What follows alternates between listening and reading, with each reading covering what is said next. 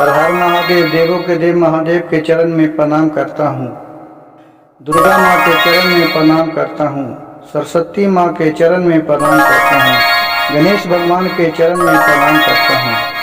गुरु भाई गुरु बहनों के चरणों में प्रणाम करता हूँ। गुरु भाई गुरु बहन, आज का शिव चर्चा कथा बहुत ही सुंदर और ज्ञानवर्धक है। कथा और कहानी को कृपया अंत तक सुनिएगा। एक कहानी जो भी अंत तक सुनेगा उसे बहुत कुछ इस कहानी का रहस्य सुनने में मालूम होगा। कम से कम जो लोग पूजा पाठ नहीं करते हैं वो लोग कम से कम भजन और कहानी सुनकर ही आनंद ले। एक मनुष्य से कम बुद्धिमान जानवर भी नहीं होता है। जो आज इस कथा और कहानी में आप बताने जा रहा हूँ कि एक कुत्ता है जो शिव चर्चा और कथा कहानी का आनंद लेते हुए और ये 3 बात ऐसी बताई है जो कि आपको सुनकर बहुत ही अचरज और समझदारी के बात होगा। गुरु भाई गुरु बहन, एक जगह बहुत ही शिव चर्चा हो रहा था। गुरु भाई गुरु बहन भजन कीर्तन कथा कहानी भोलेनाथ के कह के सुना रहे थे। वहां एक कुत्ता भी था जो मंदिर के बाहर में जहां कहानी हो रहा था वहां बैठ के आनंद से बहुत अच्छा तरीके ध्यान से सुन रहा था। आजकल अक्सर देखने को मिलता होगा गुरु भाई गुरु बहन, आप जब बहुत सा जगह देखते होंगे कि जहां पूजा पाठ होता है वहां कहूँ किनारा में बैठ के वो भी कोई जानवर हो वो भी बहुत ध्यान से सुनेगा इस भजन को, भाव को, कीर्तन को।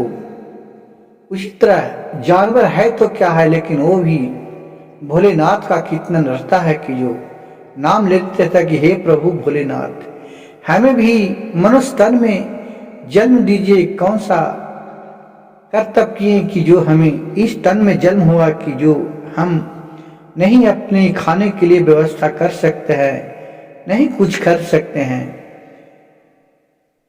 और मनुष्य तन में जन्म होता है तो खाने के लिए एक दूसरा के ऊपर मोहताज नहीं बनता है। चाहे जिस भी तरह वो अपने भोजन को प्रति प्रबंध कर लेता है। और जानवर है जो भले ही समझदार है मनुष्य से ज्यादा, लेकिन वो खाने पीने का एक दूसरे पर ही आश्रित रहता है।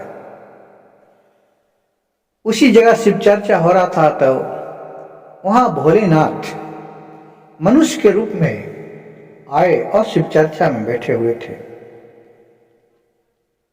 तो भोलेनाथ अपने गजीब सा भाषा दे दिए उस कुत्ते पर कि जो वो कुत्ता बोलता था। जो वहां के गुरु भाई और गुरु बहन उसको भाषा को समझ लेते थे। उस तरह का माहौल उस शिव चर्चा में उत्पन्न हो गया। तो एक भिखारी आया तो बोल रहे हैं कुत्ता से कि हे कुत्ता, तुमने ये बताओ कि तुम इतना मगन मन होके क्या सुन रहा है। कुत्ता ने बोला कि हे प्रभु, मैं भी ये सब भजन कीर्तन का आनंद ले रहा हूं, भोलेनाथ को ध्यान लगाया हूं और उनसे आशा न पूर्ण विश्वास करता हूं कि अगले जन्म में हमें भी मनुष्य तन में जन्म दे। लेकिन मैं ये भी सोचता हूं कि हमसे तो खराब एक मनुष्य है। इस बात सुनकर उस बाबा ने बोले कि ऐसा क्यों वचन बोलता है, तुम ये तो बताओ पहला कि तुम्हें गलती है कि तुम अक्षर दीवार पर ही क्यों पेशाब कर देता है। बाबा के बात सुनकर कुत्ता बोला, हे प्रभु, मैं अक्सर दीवार पर इसीलिए पेशाब कर देता हूं ताकि कोई पूजा पाठ आराधना कीर्तन भजन उस जगह पर बैठ के नहीं करे, क्योंकि उससे खराब तो एक मनुष्य है कि जहां पाता है वहां पेशाब कर देता है। लेकिन हम उससे अच्छा कि दीवार पर करता हूं, कोई दीवार पर तो बैठ के भजन भाव नहीं करेगा, इसीलिए मैं पेशाब दीवार पर कर देता हूं। कहा कि ठीक है। और दूसरे आपका सवाल है, फिर बाबा बोले कुत्ता से, ये बताओ कि तुम भिखारी को देखकर क्यों भूखता है। भोलेनाथ के और बाबा की बात सुनकर कुत्ता बोला कि बाबा, हम भिखारी को देखकर यही भूखते हैं कि मूर्ख मनुष्य तो खुद ही भिखारी है, उससे तुम क्यों भीख मांगता है। तुम्हारे पास शरीर है, कुछ काम करो, कुछ कमाओ, जिससे आपको एक अलचार नहीं बने पर। एक तो मैं जानवर हूं कि जो अलचार हूं, वो तो खुद भिखारी है, वो तो भगवान से भीख मांगता है, पूजा पाठ करके आराधना मांगता है, हमको धन दीजिए, दौलत दीजिए, बेटा दीजिए, बेटी दीजिए, रोटी दीजिए, रोजगार दीजिए। तो आप भगवान से भिक्षा मांगो, आदमी से क्यों भिक्षा मांगते हो। इसी से देख के मैं भिखारी के ऊपर भोगता हूं। फिर तीसरा प्रश्न पूछे बाबा ने, ये बताओ कि तुम रात को जब सारे लोग सुत जाता है तो तुम क्यों भोगते हो। कहता है कुत्ता बाबा से कि मैं रात को इसलिए भूखता हूं, मनुष्य को याद दिलाता हूं और कहता हूं, हे पापी, हे मनुष्य, तुम रात को इतना क्यों निश्चित से सोया हुआ रहता है। कुत्ता बोला कि हे बाबा, मैं रात को इसलिए भूखता हूं, कहता हूं, हे पापी मनुष्य, तुम रात को क्यों इतना मगन में सोए हुए रहता है।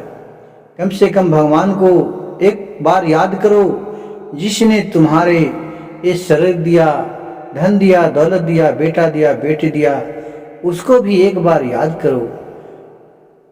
इतना बात सुनकर, कुत्ते के बात सुनकर बाबा बोले कि वाह, तुमने तो भी मनुष्य से कम बुद्धि तुमने भी नहीं है, तुम भी एक मनुष्य से कम बुद्धिमान नहीं हो।